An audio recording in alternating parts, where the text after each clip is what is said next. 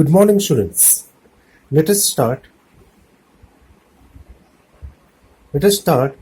Let us continue the two remaining two properties of circular motion.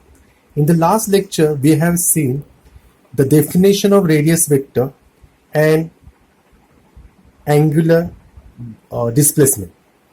Today, we will study two more properties of circular motion.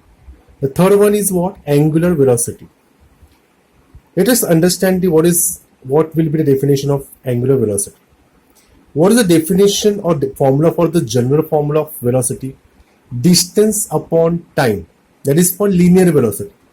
If it is angular velocity, the distance upon time, that distance is going to replace by the displacement. That is what? Angular displacement. Displacement or distance is going to replace by what? Angular displacement. And time, as it is, it remains as it is. So students, from the formula we can see angular velocity, symbol of the angular velocity is what? Omega. The definition of angular velocity is what? Is a rate of change of angular displacement.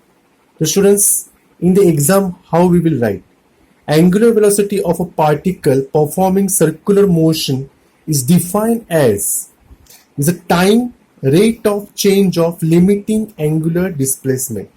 Rate of change of what, students? Angular displacement.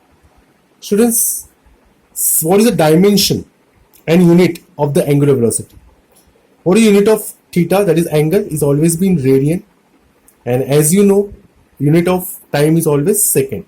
So what is unit of angular velocity? Radian per second. Students, what is the dimension?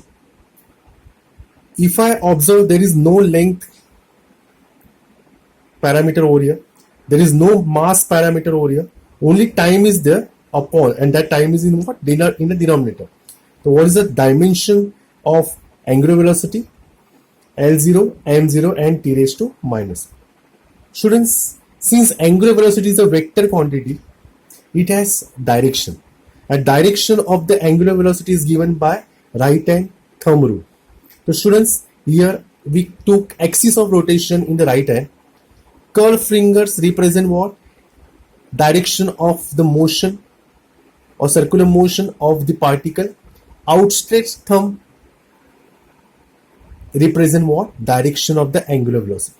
If curved fingers represent direction of angular velocity, so is curved finger represent what? Direction of the circular motion, and this axis is in the right hand, then outstretched thumb represent what? Direction of the angular velocity. So students, direction of the angular velocity is given by right hand. This is basic